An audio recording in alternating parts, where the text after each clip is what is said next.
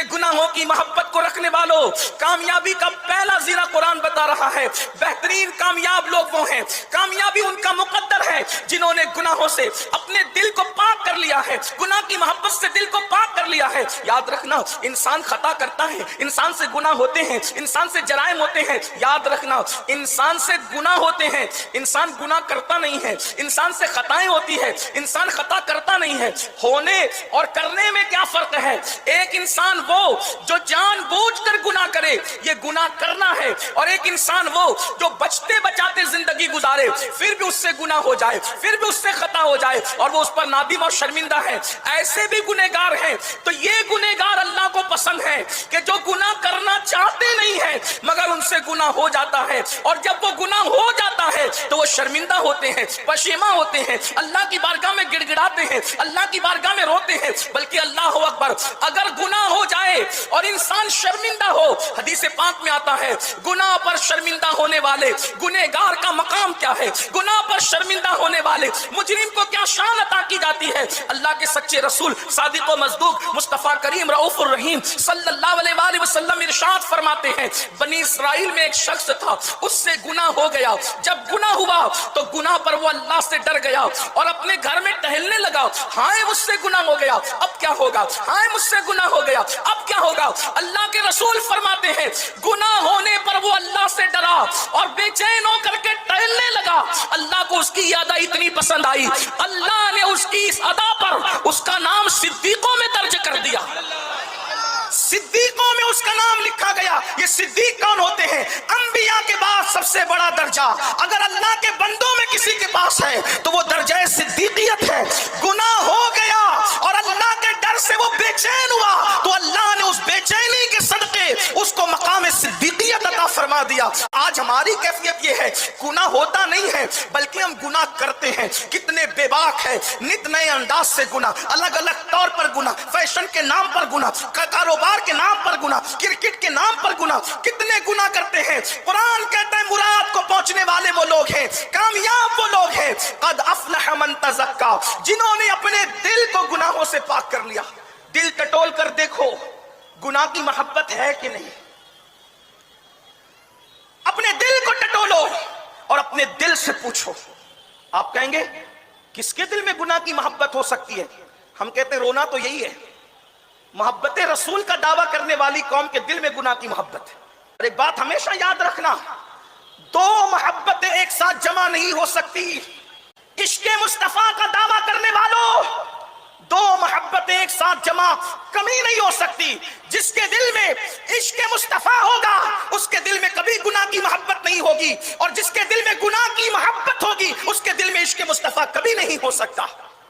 جیسے کرسی پر اگر گندگی موجود ہے تو اس کرسی پر کوئی شریف آدمی نہیں بیٹھتا۔ جب کرسی پر گندگی ہو تو آدمی کرسی پر شریف آدمی نہیں بیٹھتا، تو جو دل گناہ کی گندگی سے بھرپور ہو اس میں حضور کا عشق کیسے آ سکتا ہے؟ نعرہ لگانا اور چیز ہے اور حقیقت اور چیز ہے۔ اللہ کے بندوں اپنے دل کو ٹٹولو، ہمارے دل میں گناہ کی محبت ہے، اور اگر ہے تو اس کو نکالیں گے کب، اس کو کب صاف کریں گے، اس کو کب پاک کریں گے؟ جب بھی ہم کسی حسن کو دیکھتے ہیں اس کی طرف متوجہ ہو جاتے ہیں، گناہ کو دیکھتے ہیں اس کی طرف متوجہ ہو جاتے ہیں۔ گناہ میں لطف آتا ہے، گناہ میں کیف آتا ہے، گناہ میں سرور آتا ہے۔ بلکہ کچھ لوگ تو ایسے ہیں کہ جن کو گناہوں کے اندر سکون ملتا ہے، وہ گناہ میں سکون تلاش کرتے ہیں۔ مگر یاد رکھنا، جہاں گناہ ہے وہاں فنا ہے۔ اللہ کو رحیم و کریم جان کر کے گناہ کرنے والوں، قرآن اٹھا کر کے پڑھو، یہ دھوکہ ہے، یہ دھوکہ ہے جو اللہ کو رحیم و کریم جان کر گناہ کرتے ہیں۔ اللہ یقیناً رحیم بھی ہے اور کریم بھی ہے، مگر نیکیاں کر کے اس کو رحیم و کریم جان کر کے یہ تمنا کی جائے کہ اپنے کرم سے ہماری نیکی کو قبول کر لے۔ مسلم شریف اٹھا کر کے دیکھیں، ہم گناہ کر کے بھی استغفار نہیں کرتے، توبہ نہیں کرتے۔ اللہ کے رسول سید المعصومین جب نماز کا سلام پھیرتے تو نماز کا سلام پھیر کر حضور 3 مرتبہ اللہ کی بارگاہ میں توبہ کرتے، استغفر اللہ استغفر اللہ استغفر اللہ۔ کبھی غور کیا، جس کے قریب سے کبھی گناہ گزر بھی نہ سکا، خطائیں جس کی چوکھٹ سے کبھی گزر بھی نہ سکے، جو صرف معصوم نہیں بلکہ سید المعصومین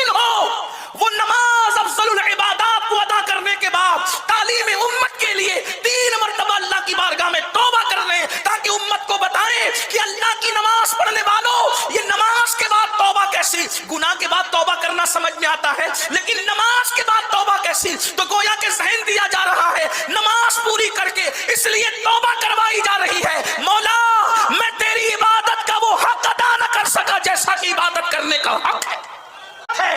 हुजूर के लिए नहीं कही जा रही ये बात, हमें तालीम दी जा रही है। हुजूर नमाज के बाद अस्तगफिरुल्लाह पढ़ रहे, जो सारी इबादतों में अफजल तरीन इबादत है, उसके बाद हुजूर अस्तगफिरुल्लाह 3 मरतबा पढ़ रहे हैं। कभी गुनाह के बाद भी हमने अस्तगफिरुल्लाह पढ़ा है? कभी हराम काम के बाद भी हमने तौबा की है? हमारे दिलों में गुनाह की ये मोहब्बत है, और जब तक गुनाह की मोहब्बत रहेगी, अल्लाह को रहीम और करीम जानकर अगर कोई गुनाह करे कि अल्लाह माफ करेगा, तो उसको पता होना चाहिए कुरान पढ़ो, कुरान अल्लाह की किताब पढ़ो। अल्लाह रब्बुल इज्जत ने अंबिया की औलाद को, आम इंसान नहीं, अंबिया की औलाद को, अंबिया जब उन्होंने गुनाह किए, जराइम किए, पाप किए, तो अल्लाह ने औलाद पैगंबर में से किसी को सूअर बना दिया, किसी को बंदर बना दिया। मैं अपने नौजवानों की तवज्जो चाहता हूं, मैं कुरान का हवाला दे रहा हूं, आप कुरान उठाकर पढ़े। ये कौम लूत कौन है? कौम लूत कौन है? कौम आद कौन है? कौम समूद कौन है? ये कौन है कौमें? ये सब बनी इसराइल है। और बनी इसराइल का मतलब क्या है? बनी इसराइल का मतलब है औलाद याकूब। और ये याकूब कौन है? अलैहिस्सलाम, नबी इब्ने नबी, नबी के बेटे नबी, नबी के बाप नबी। इनके बाप हजरत इसहाक है अलैहिस्सलाम, वो भी नबी।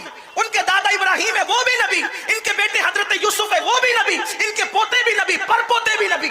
ये हजरत याकूब अलैहिस्सलाम है। ऐसे अजीम और जलीलुल कद्र पैगंबर की औलाद ने जब अल्लाह की नाफरमानी की, अल्लाह ने उनको सूअर और बंदर बना दिया। अब हम सोचते हैं कि हम जिना करेंगे फिर भी जन्नत हमारा ठिकाना है, शराब पिएंगे फिर भी जन्नत हमारा ठिकाना है, सूद के धंधे करेंगे फिर भी जन्नत हमारा ठिकाना है, औरतों पे पाप की नजर डालेंगे फिर भी जन्नत हमारा ठिकाना है। अल्लाह के बंदो, अल्लाह की शान गैरत का अंदाजा करो।